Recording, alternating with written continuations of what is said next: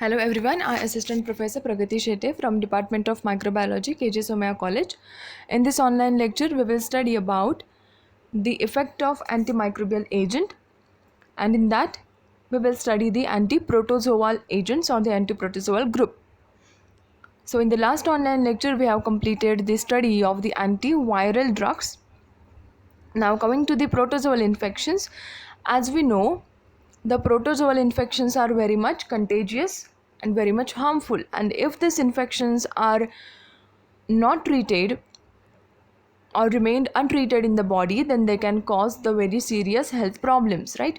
For example, in the giardia infection, what giardia do? Giardia will cause the dysentery, and then if the infection will goes on to the higher stage, then essential body fluids or the water will get lost from the body, okay, and due to which the body will get dehydrated. Now after due to some period, the person or the patient can be dead due to this infection, as the whole body is getting dehydrated, not no any essential fluid will remain for the metabolic process, right? So this example is for the level of the infection that can cause by this protozoal entities. Right, now we can have the drugs, that is the antiprotozoal drugs against the entamoeba, giardia, then malaria, right, plasmodium. Now you can see in this table there is the classification of the antiprotozoal drugs that are given. Okay, so in that group they will contains the trypanosomiasis. Okay, then that is, it is a group of the protozoa, okay, such as the giardiasis, then the amoebiasis, malaria. So we have drugs against that. Now in that we will study the the two antiprotozoal drugs. First one will be the metronidazole and the second one will be the mepacrin. Now coming to the first one, that is the metronidazole. Okay, so basically it is the prototype nitroimidazole.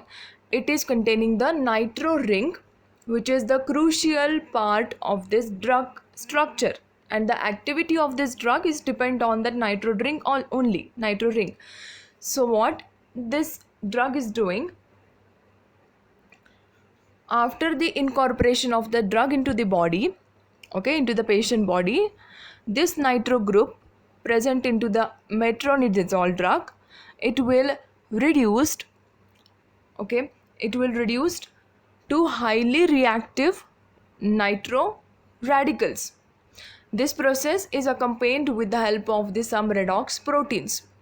Okay, then after the nitro group is converted into the highly reactive nitro radicals, now this nitro radicals will induce the cytotoxic effect against the protozoal called protozoal drug. Okay, and specifically this drug is used against the entamoeba histolytica, that is on the amoebiasis infection, right? And therefore this reactive nitro radicals will inhibit the enzyme called as the PFOR enzyme, that is the pyruvate oxidase, pyruvate ferredoxin oxidoreductase enzyme. Okay, you can see in this picture, this enzyme is responsible for converting the pyruvate into the acetyl coenzyme A. Okay, and thereby simultaneously it will convert the nitro radical, that is the NAD, into the NADH. Okay, NAD plus into, it will convert that into the NADH. Now this will help for oxidation of the DNA. It will oxidize the DNA, proteins and etc. So we can say with the help of this enzyme, the all biomolecules, the essential biomolecules and the material that are required for this protozoal growth and the development are getting synthesized, right? And now if we are inhibiting the activity of this enzyme only, then the further process will not take place, right? And therefore the protozoal activity will be stopped and the protozoa will be get killed, right? Therefore we can say the mechanism of action or the mode of action for this drug is, after entering into the cell, after entering into the body, it will enter by the cell diffusion. Then the nitro group present into the metronidazole will reduced with the help of some redox proteins to the highly reactive nitro radical. This reactive nitro radicals will inhibit the enzyme called as the PFOR, that is the pyruvate ferredoxin oxidoreductase enzyme, right? And therefore that results into the damaging DNA, then the other critical biomolecules damage, right? And therefore the protozoa will not able to infect, it will not able to function properly, therefore the infection will be stopped. This is the mode of action of this metronidazole.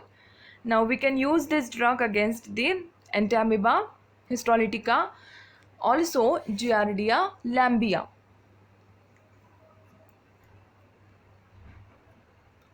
Now if we look into the pharmacokinetics of this drug, then it can completely absorbed from the intestine, then after that it can widely distribute into the body. It will metabolized into the liver and excreted out through the urine. Okay, then uses, as we discussed, it is used in the amebiosis, giardiasis, then trichomoniasis. Okay, then the anaerobic bacterial infections and the pseudomembranous enterocolitis infections can also be treated with the help of this metronidazole antiprotozoal drug, right? Now we will see the second antiprotozoal drug called as the mepacrin. Now this drug is still under the research. Okay, this is used in the treatment of the malaria. The research is still going on for its per specific particular mechanism, but it is thought to act against the cell membrane in the protozoa. It will damage the protozoal cell membrane. Now as we know, the cell membrane is a very essential part in the structure of the protozoa. The cell membrane is responsible for the transferring some essential nutrients and for also removing the toxins from the protozoal cells. Now therefore if the cell membrane is getting destroyed or getting damaged, the protozoa will not able to function properly, right? Now it is also known to act as the histamine and methyltransferase inhibitor. It will inhibit the enzyme called as the histamine methyltransferase. It can also inhibit the NF cell and activate the p53 pathway.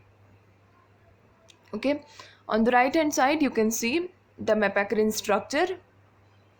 Okay, so this is the mechanism of this mepacrin. It is used against the Plasmodium protozoa, okay, against the malarial infection.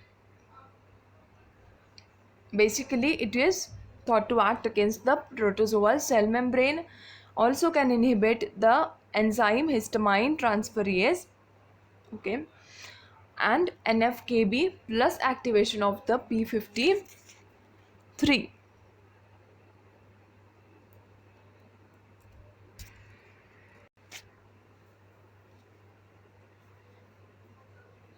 Now as we know, the histamine methyltransferase is the enzyme that is required for the synthesis of the histamine, and histamine is one of the most important proteins, right,